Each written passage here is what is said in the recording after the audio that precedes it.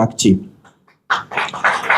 কারণ এই আলিয়া ছিল বলে আমরা আছি, এই আলিয়া ছিল বলে এতগুলো মুসলমান ঘরের ছেলেরা কলকাতা এসে থাকতে পারছি। এই কৃতজ্ঞতাটা সবার মধ্যে থাকা উচিত। যাই বক্তব্য দীর্ঘায়িত করবো না, শুধু একটাই কথা বলবো যে আলিয়া ইউনিভার্সিটি কলকাতার বুকে রাজারহাট নিউ টাউন, এত সুন্দর বিশ্ববিদ্যালয়, এত সুন্দর পরিকাঠামো, তারপরেও যদি কিছু খামতি থেকে থাকে সেটা আমরা ঐক্যবদ্ধভাবে আওয়াজ তুলেছি, আগামী দিনেও তুলব এবং আলিয়া বিশ্ববিদ্যালয় দেখিয়ে দিতে পারবে যে গণতন্ত্র আলিয়া বিশ্ববিদ্যালয়ে আছে এবং সেটা আগামী দিনেও বজায় থাকবে। সেইটা আজকে এখান থেকেই তার পথটা শুরু হলো। তোমরা সকলে ভালো থেকো।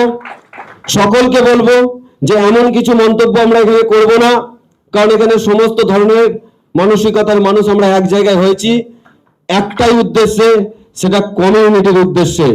আর এই কমিউনিটির জন্য যদি কেউ কোনো কিছু করে থাকেন সেটা রাজ্যের মুখ্যমন্ত্রী করেছেন, আর কিন্তু কেউ করেননি, বাকিরা ভাওতা দিয়েছে। Thank you so much. Aliah বিশ্ববিদ্যালয় জিন্দাবাদ, আলিয়ার ছাত্রছাত্রী জিন্দাবাদ, আমাদের আলিয়া বিশ্ববিদ্যালয়ের সমস্ত কমিউনিটি ছাত্রছাত্রী জিন্দাবাদ। জয় হিন্দ, বন্দে মাতরম। সবাই ভালো থেকো। জয় বাংলা। ধন্যবাদ।